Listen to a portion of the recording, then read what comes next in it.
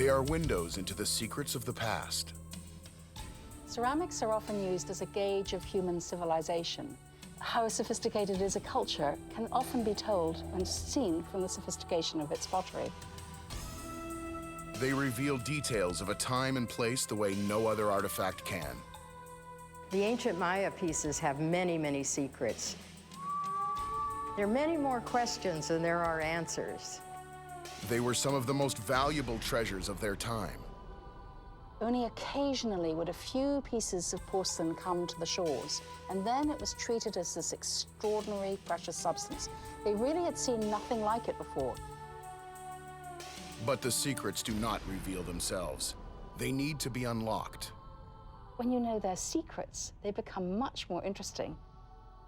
It's up to museum curators to unlock the secrets of the exhibit. Industrial espionage, bribery and corruption, the best sort.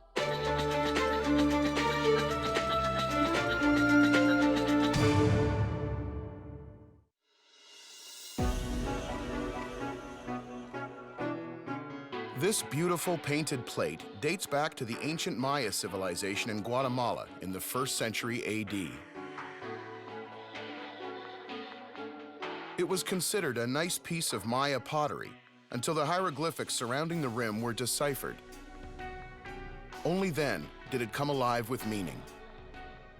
This is with the yellow... Sue Jeffries is a curator at the Gardner Museum of Ceramic Art in Toronto, Canada, and was there when the surprising discovery was made. The ancient Maya pieces have many, many secrets, and it's very, very interesting. And one of our great pieces is a beautiful Maya plate that has writing all the way around it. We discovered, having thought that it was really talking about the origins of the Maya people, the mythology and their beliefs. But when it was deciphered, it was a great surprise to everybody that it said that for venison tamales. Oh, well, I laughed and laughed because that's something you'd expect to see today. So not exactly what we were expecting to hear, and that's where the research is so important.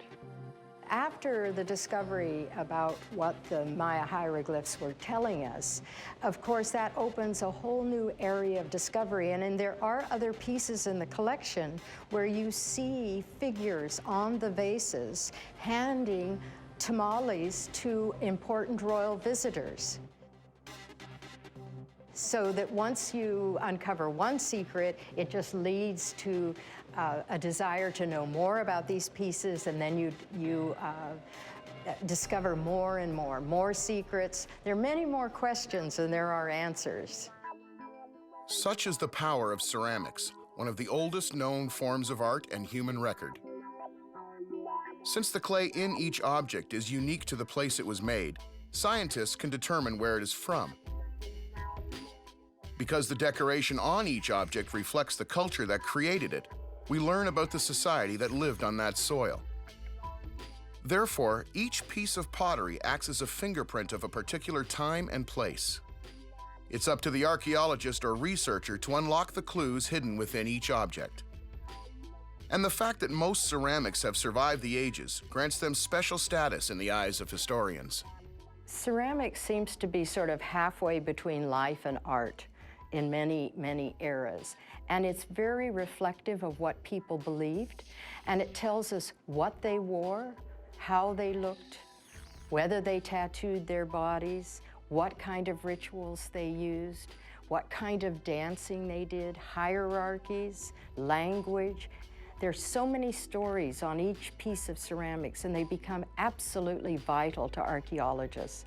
And in the case of the ancient Americas, because so many things were destroyed when the Spaniards arrived in the Americas, that's what we have left as evidence of these ancient civilizations. And of course, as opposed to wood and textiles, which tend to disintegrate in certain climates, ceramics may break, but you can always usually piece them together. So it's a very important record. Ceramics are often used as a gauge of human civilization.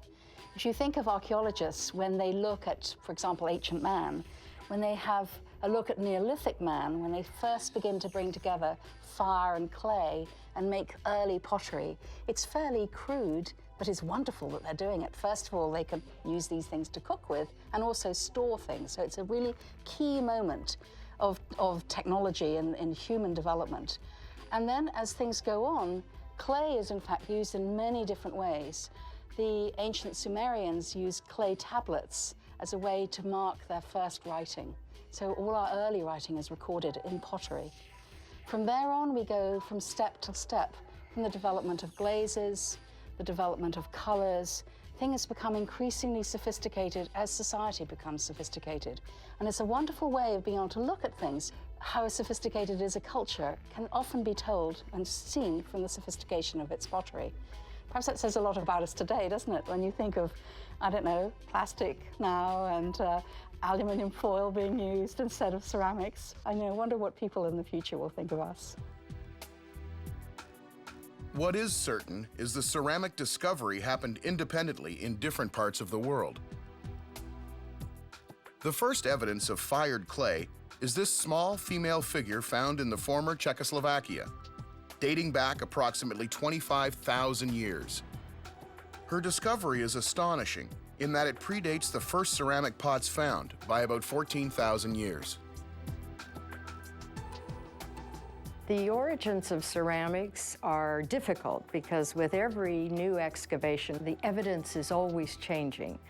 And the Middle East certainly has a very, very old ceramic tradition, as does Japan.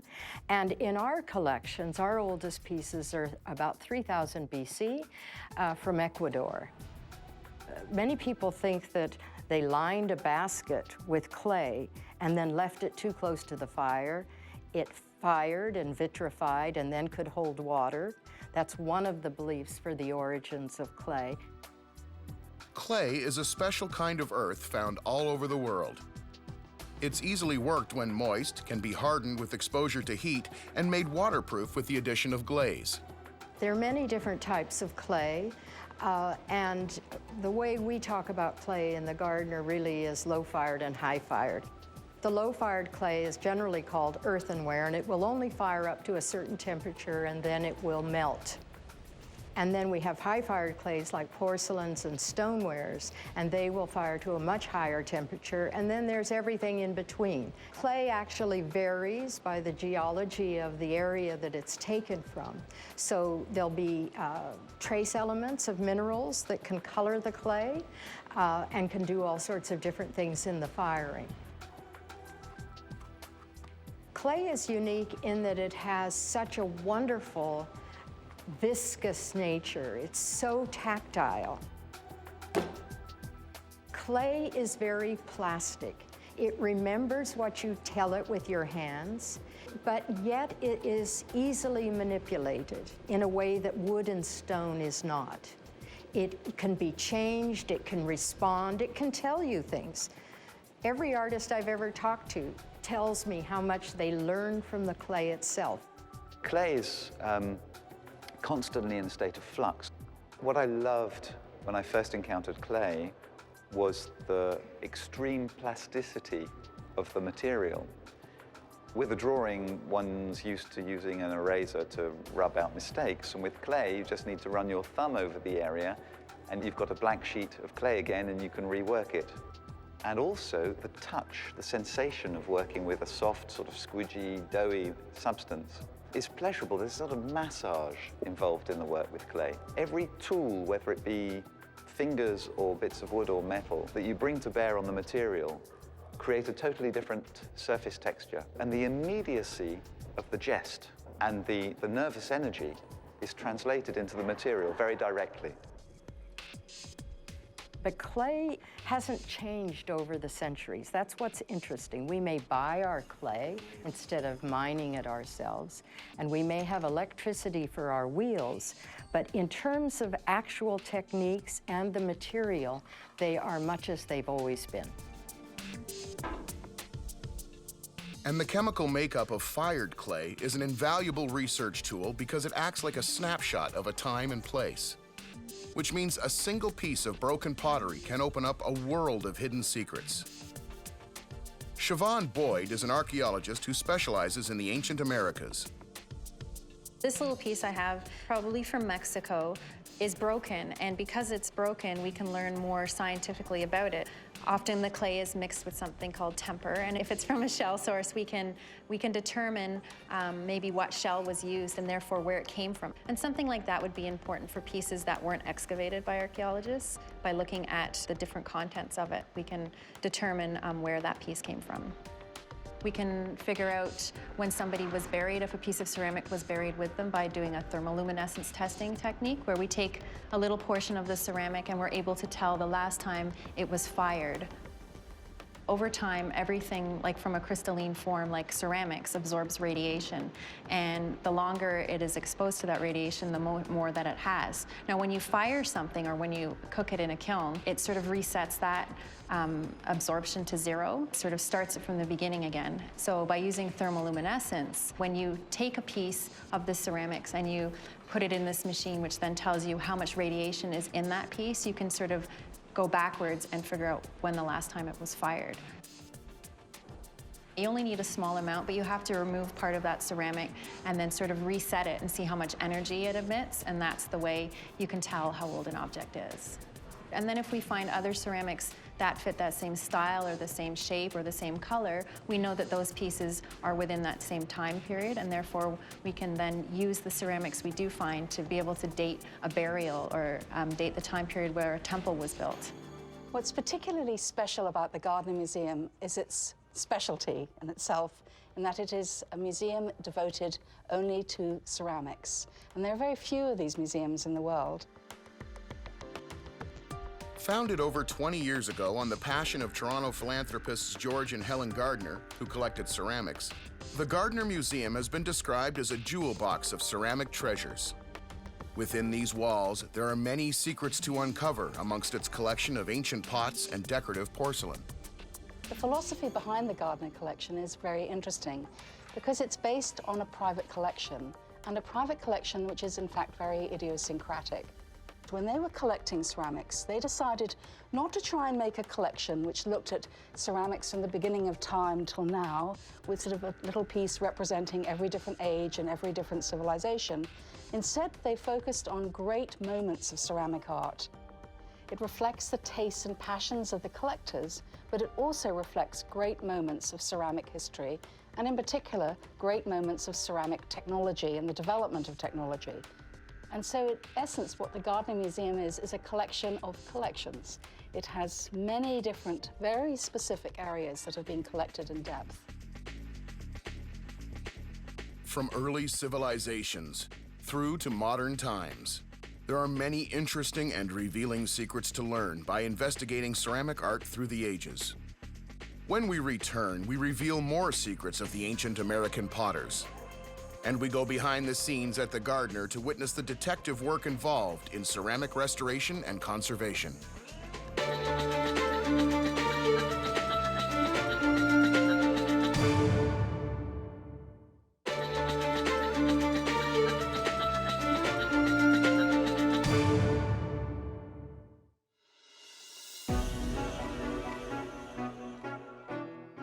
This small earthenware female figure was originally found in an ancient burial tomb in Ecuador.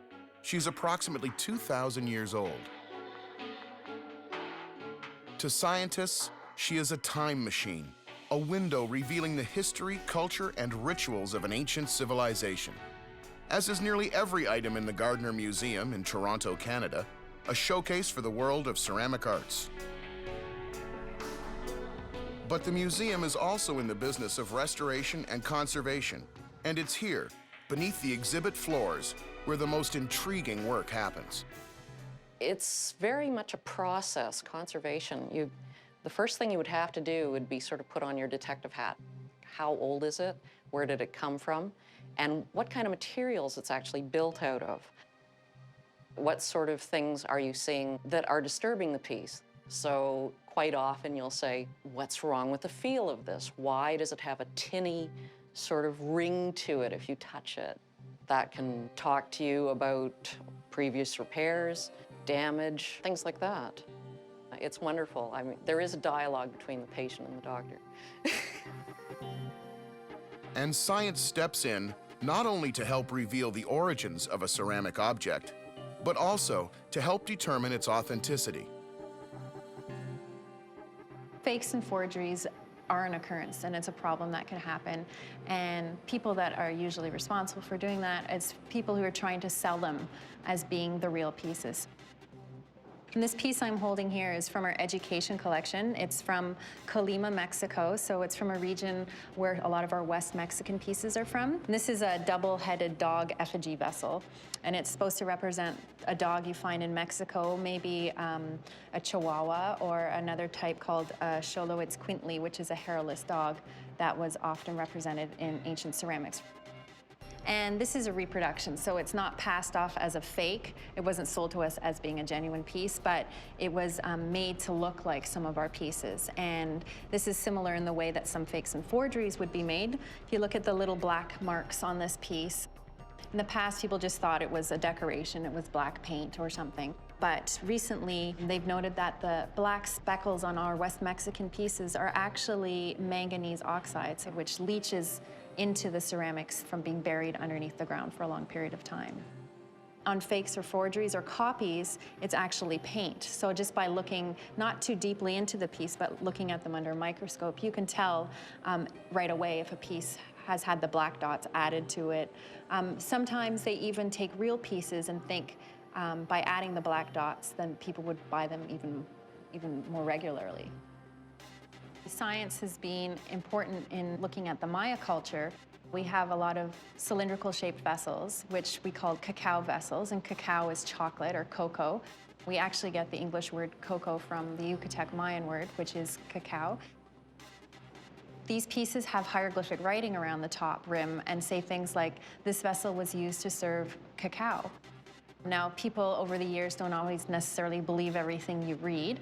So what they've done is they found a vessel with a lid on it a couple of years ago from a site called Rio Azul, and they took the lid off, and inside they found some residue. They found something called theobromine and caffeine, and those are the two main ingredients in chocolate. So it sort of proved that, in fact, the vessel was used for chocolate.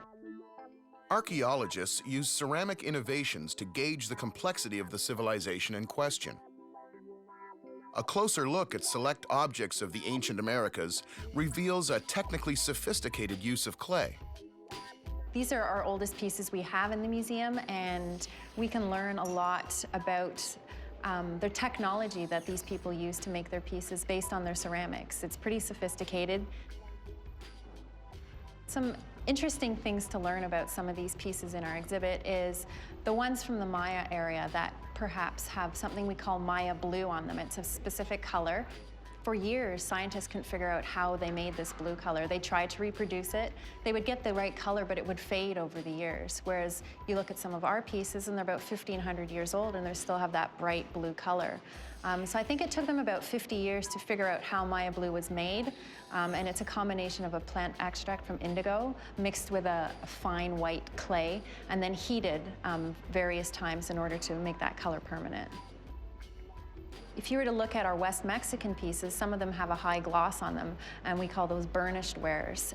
What they did basically is they would have taken a piece, they would have made it out of a sort of a slab technique. They wouldn't have used the potter's wheel. They would have allowed it to dry to a leather hard state, and then they would have collected something smooth like a river pebble and taken that pebble and run it all over the piece to create a high gloss. And that high gloss would have helped make the piece less water permeable. Just having that sophistication and that knowledge, knowing that by rubbing the smooth river pebble over it, it would line up the particles of clay and make it more water resistant.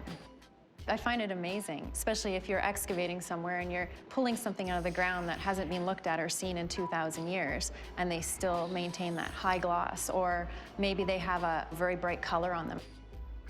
So here I have, it's a reproduction of a musical instrument that comes from Peru. It's the salinar whistling vessel, and it's very similar to one we do have in our collection. And this is actually a water whistling instrument. So if I fill it with water through one side, it is made out of clay, and it is meant to be a reproduction. It's not meant to be a fake. Fill one side with water, and then I can just take the piece and tip it backwards and forwards. So if I tip it forwards, It makes a sound.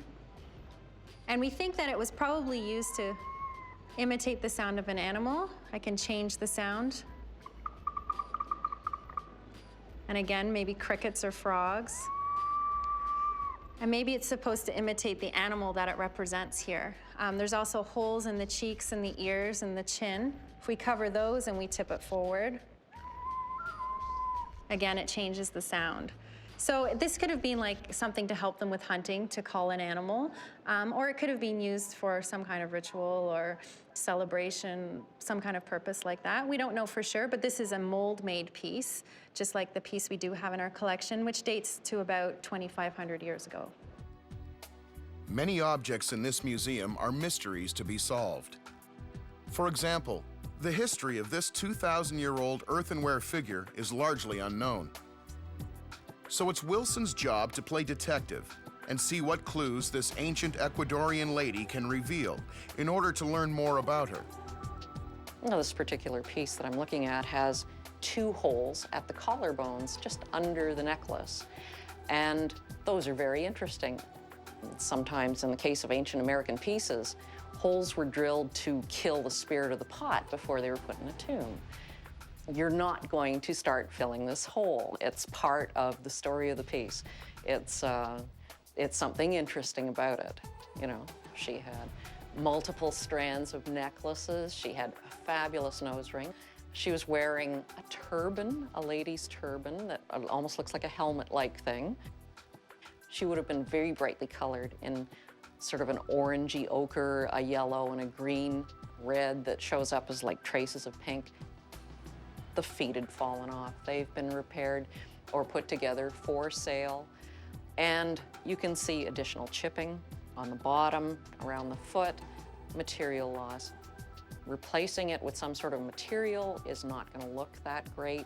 It's not going to make the story of the piece any better. It's not going to, you know, improve the way she looks. She looks just fine the way she is. But we would reattach the top of her head so that the whole story is told.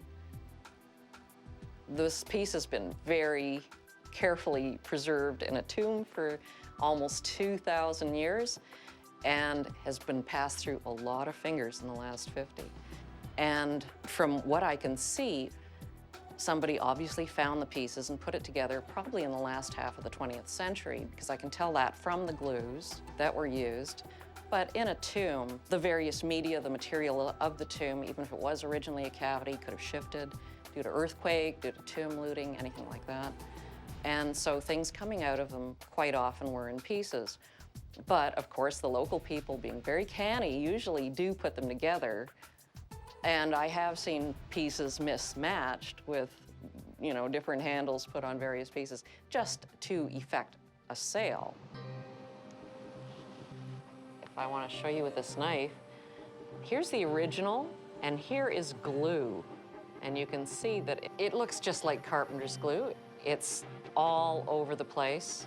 And it's taking a lot of that original material off. So this sort of thing you would entirely take off. There's another problem too. This is the back of this turban on this head, for example. Somebody had tape all over it.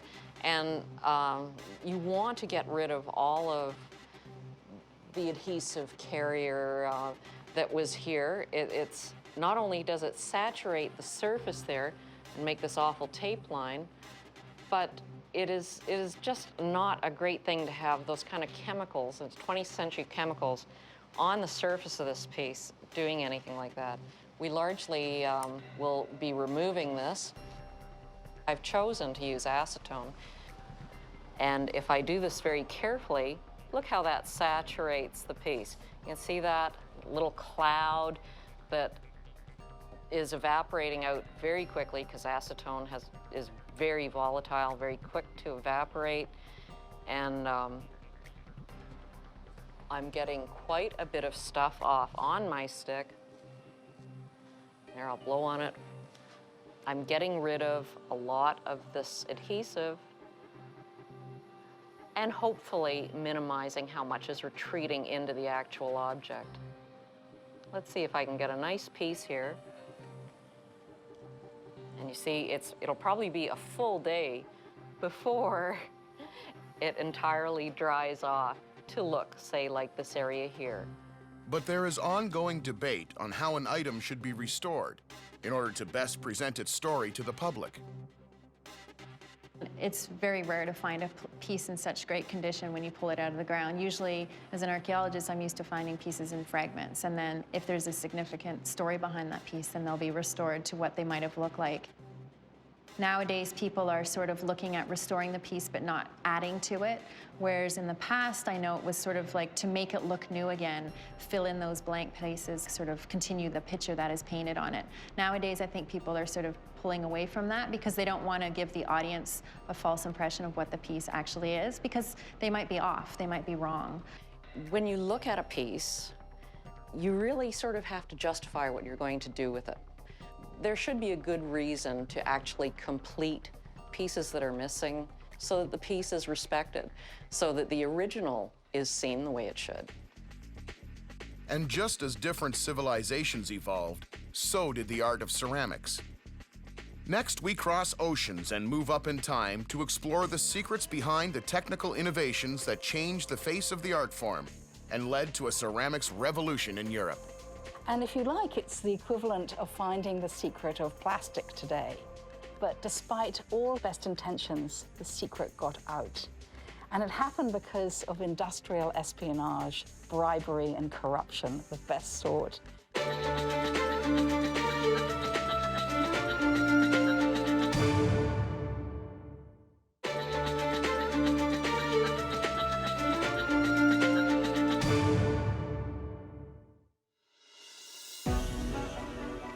This ceramic bowl was made in China during the Tang Dynasty in the 9th century. It is one of the earliest examples of true porcelain, brilliant white, translucent, and very strong. A miraculous substance to all who saw it for the first time.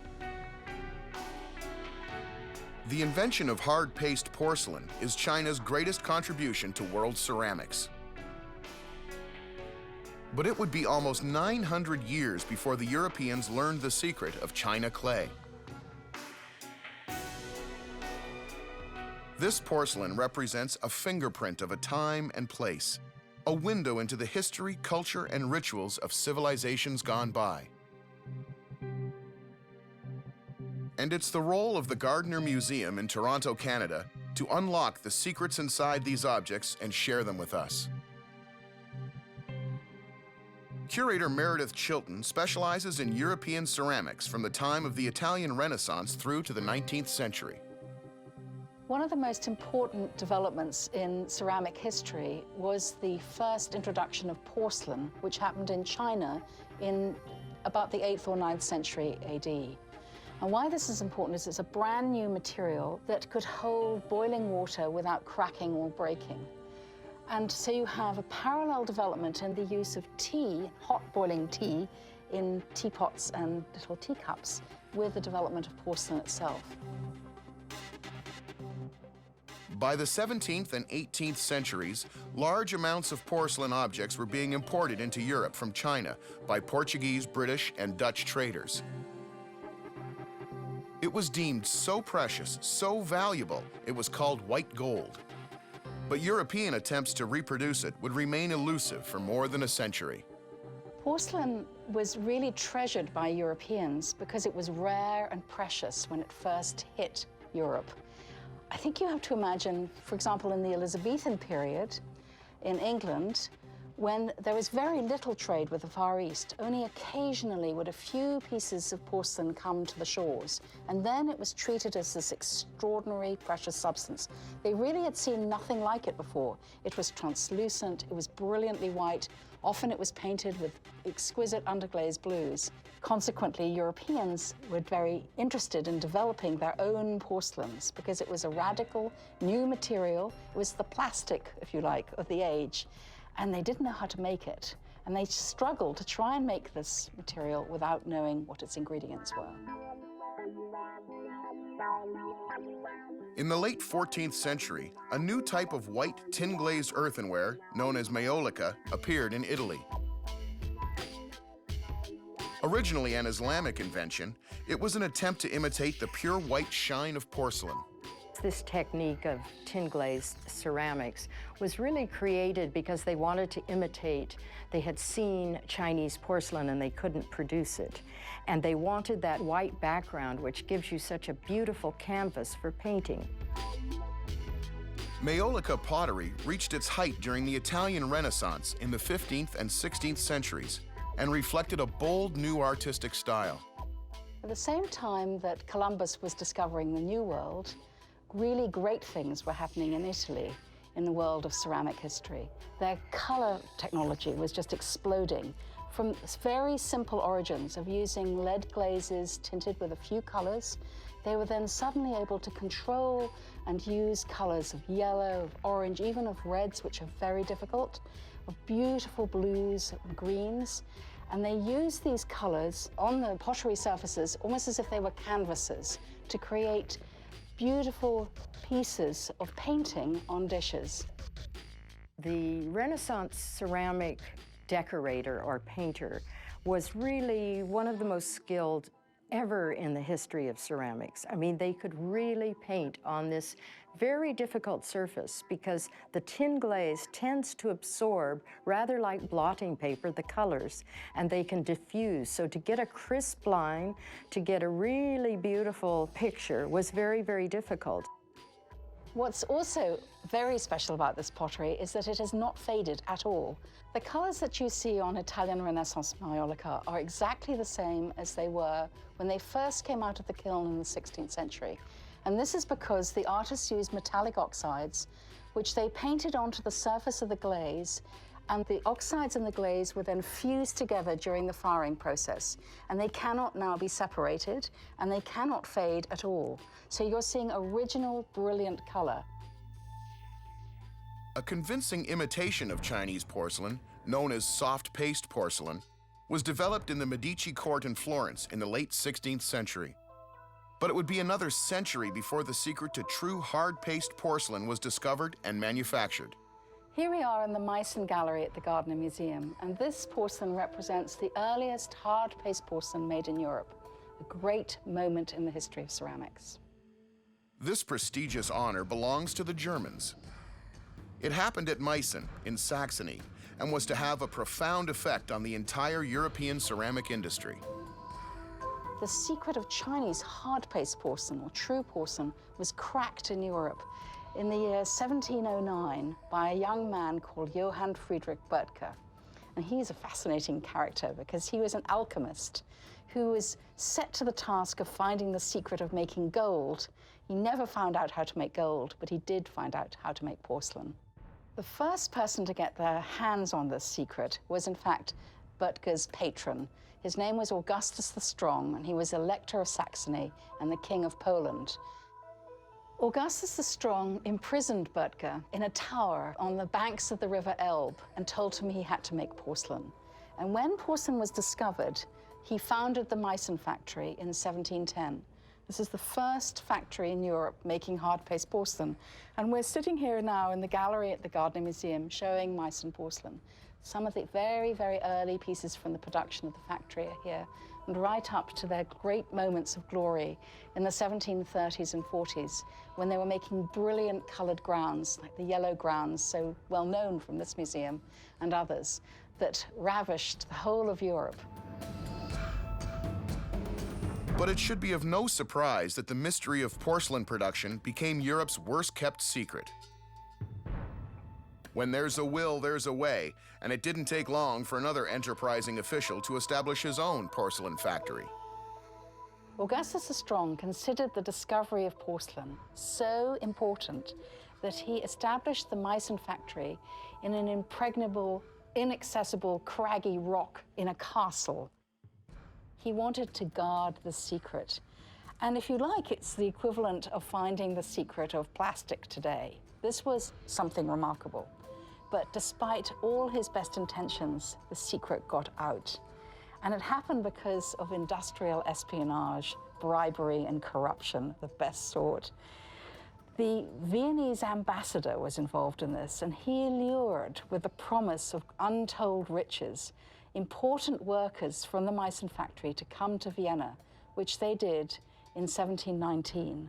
And so the second porcelain factory, that of Claudius Innocentius Dupaquier, was established by imperial privilege in 1718 and started production shortly after that. The Gardner Museum is particularly blessed because not only does it have a very important collection of Meissen porcelain, but it has one of the most important collections of Dupaquier. And so here, that small factory is extremely well represented. You can also see how different the two factories are in their sense of style and also of palette. One of the most interesting pieces among the Meissen collection is a little bowl. It might look really insignificant when you first look at it, but in fact, it was one of the very special secrets and great discoveries that we had here at this museum. This bowl was probably used for discarded tea leaves, but in fact, it has a much more important history. It has two scenes on it that show people dressed in northern-looking costumes on one side, and on the other side, another pair of people holding up animals and a cornucopia of vegetables and fruit. It's quite unlike anything I had ever seen painted on a piece of Meissen before, and I was really intrigued by this when I first saw it. And over a number of years, all through libraries in Europe, whenever I happened to be there, I would have a little look and see whether I could find the engravings that inspired the artist to make the scene. No luck at all. But it so happened that one day I was in the university library here in Toronto, which is just down the street from the museum, looking at a book of costumes from the 18th century. And as I turned over the leaf, I found the scene, and I screamed when I found it. And it was really amazing because not only was it exactly like the scene on the bowl, but in the top part of the engraving, there was a little scroll, and it said, New Amsterdam, New York. And then I turned the next page, and there was a scene of this painting on this bowl, and in the sky it said, Davis Strait, Hudson's Bay. Hudson's Bay, of course, that great area in northern Canada, and also the name of the Hudson's Bay Company, which was established very early on as a trading outpost between North America and England. And so here we have, I realized as I sat there in the library, that in fact we had the earliest examples of North American scenes painted on European porcelain here at this museum. So from a small, insignificant bowl, it became a treasure for the whole of North America. Porcelain was not used only to make dishes and tea sets. The production of porcelain figures elevated the art form. Some of the greatest ceramic modelers of the 18th century are represented in this collection of Commedia dell'arte figures. The commedia was a popular form of Italian improvisational theater, best known by the famous Harlequin character. In my hands, I've got one of the icons of the Gardner Museum, perhaps our best-known piece. It is called the Greeting Harlequin, and you can see he's bowing to say hello to you. And he was made at the Meissen factory in about 1740 by the great Johann Joachim Kendler, the factory's greatest master modeler, who was the great rival of Herold, the colorist. These figures were most likely used to decorate the dessert table in the 18th century, and they replaced the use of sculpted sugar. And they were marvelous. They were permanent. You didn't have to break them up afterwards. They could be colored brilliantly. And of course, they were extraordinarily expressive as well.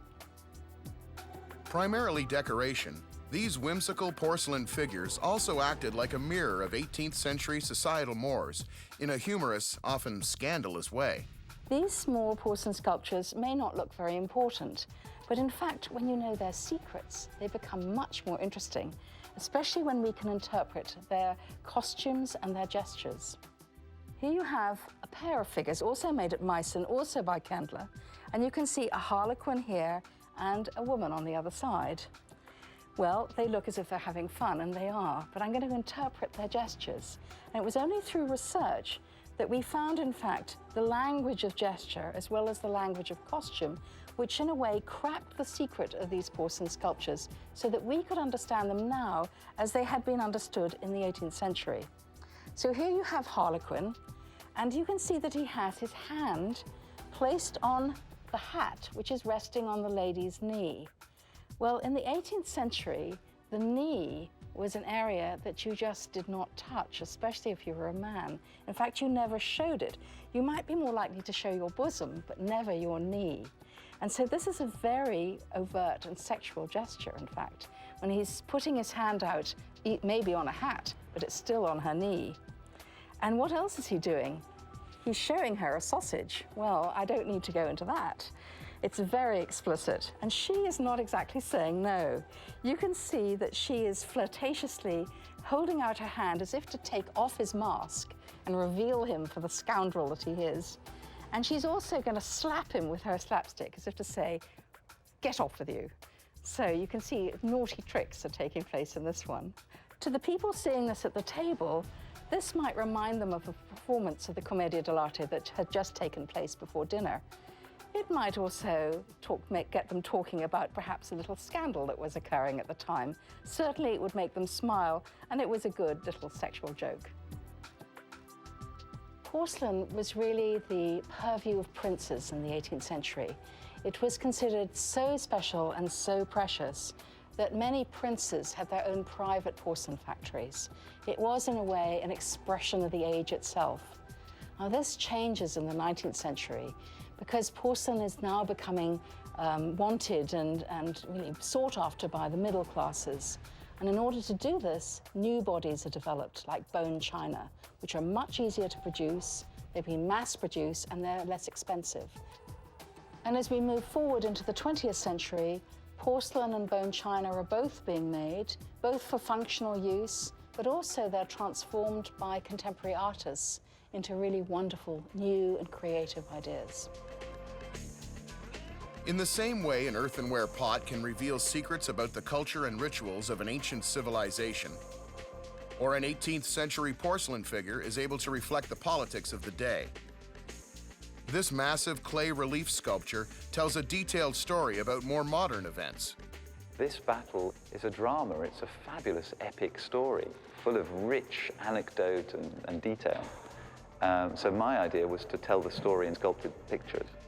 When we return, we explore how the art of modern ceramics draws from the examples of the past while simultaneously looking to the future.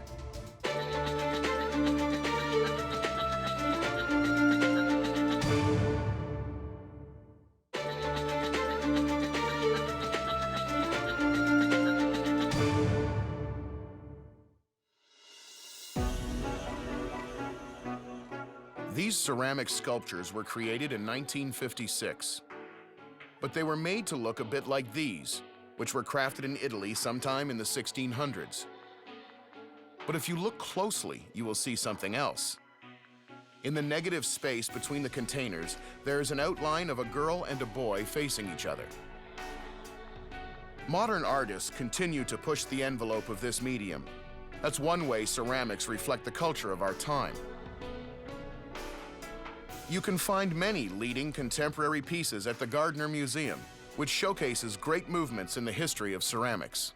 Ceramics is not a dead art. Some of the most exciting pieces are being created today, and I felt that those pieces had such relevance to our historical collections, and I felt that they could enliven the historical collections, and the historical collections enliven our contemporary pieces.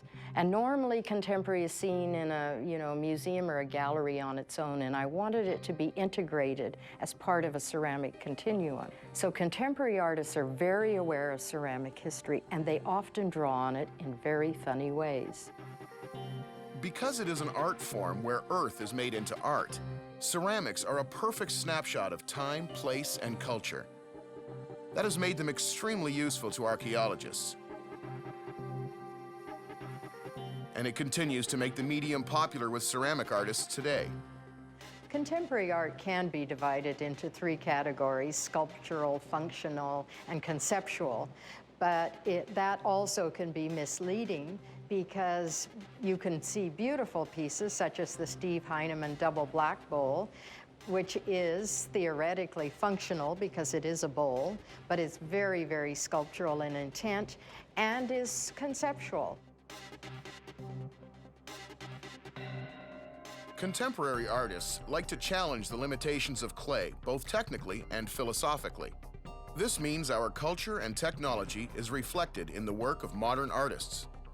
So you have Adrian Sachs, a California artist who worked at Sèvres in France, which is famous for its 18th century collections. And so he does a riff on this. He does a torso, very classical looking torso, and the name of the piece is called Denial, D''Nile, about West Nile disease, which he thought he had and was in the hospital for a couple of days with. So you have these airplanes, which were used in LA with pesticides to get rid of various pests. And then you have these Rococo handles.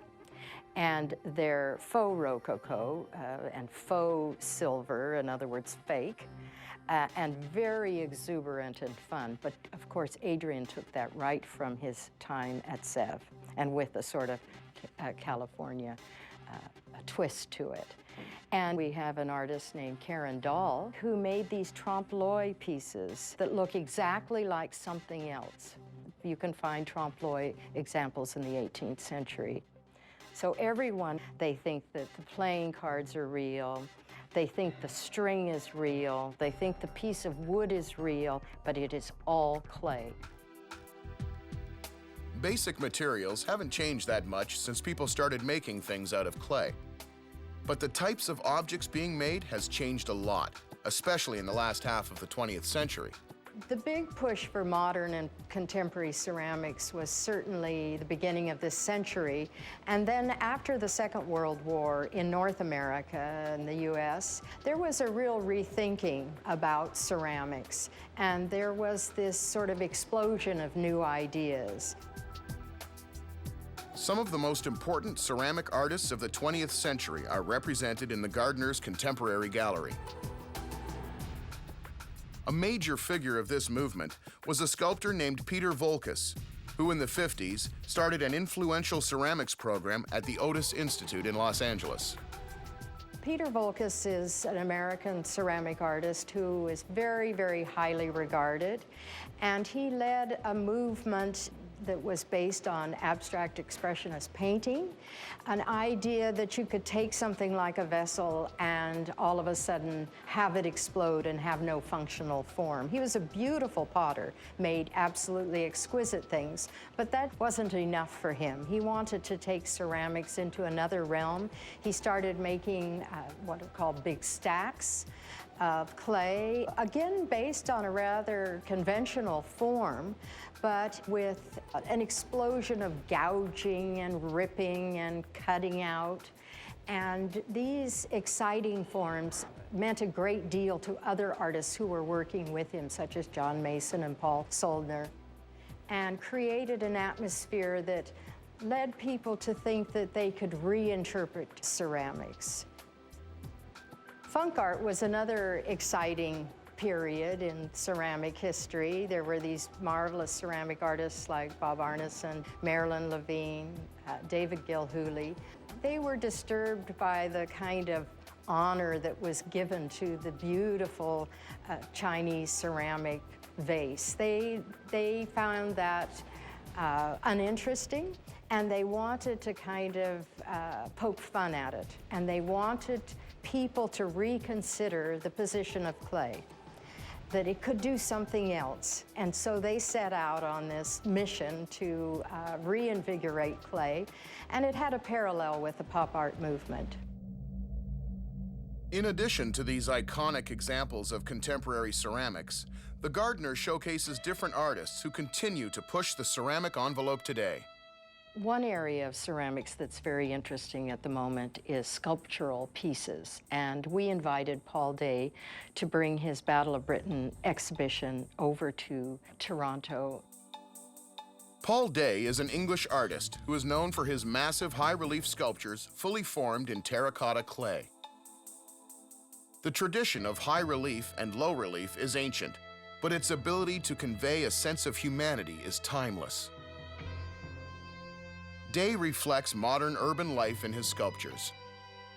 My main subject is urban scenes of contemporary life. And relief allows me to capture an element of time, because you have to walk past the sculpture. There's a shift of forms, which is the same shift that occurs when you walk through a city. Everything is in a sort of poetic, sliding movement, which gives me a sense of, I think, well-being and harmony. Walking along, the world's turning around me. Things are moving and sliding, and I get this sense of space and shape and distance and so forth. And relief sculpture allows me to add that component of time and movement into a static image. The Battle of Britain monument is Day's first public commission in his home country. The Battle of Britain is like this mythic thing. All the films we saw as kids as well that portrayed the Second World War, the aeroplanes, the raids, the life in London at the time. So my idea was to tell the story in sculpture, in sculpted pictures. And for me, it was the human drama that was important. And that human drama was not just the pilots going up and sort of shooting down aircraft. It was also people working in factories, stuffing gunpowder into shells, families sheltering in the back garden under a pile of earth and a bit of corrugated iron. It was a really rich tapestry of events. So I've tried to honor everybody involved and celebrate, really, the work that was going on, not proclaim victory over Nazi Germany. Throughout history, I think we're all alike in many, many ways. And it's an emotional power that his work has. It's evocative. We see human faces with pain and fear and happiness and humor. And I think that he's captured something that's totally universal. We don't rely on visual artifacts to make sense of the world as prehistoric peoples would have done. And we don't imbue them either with a sacred or iconic status. We treat them as purely images in a way. So I'm looking in a way to create images which have some sort of universal link to other people that can show also meaning where most of us don't see any meaning or value in things that are too often overlooked. A universal medium, clay has provided the basis of functional and decorative ceramic wares in cultures all over the world, from ancient times to present day. Ceramics continues to be a versatile art form with the power to mirror the richness of human history and reveal many fascinating secrets. I think that ceramics tell you so much about the people who made the pieces and the culture that they lived in. If you start looking at pieces with that in mind, you will make incredible discoveries, maybe discoveries that other people haven't even seen. You'll understand things about how people dressed, the traditions or rituals that they held dear. You'll find out an enormous amount about what interested them, what were exciting things that were happening at that time. So because they parallel life, they always give you such insights to the people who made them.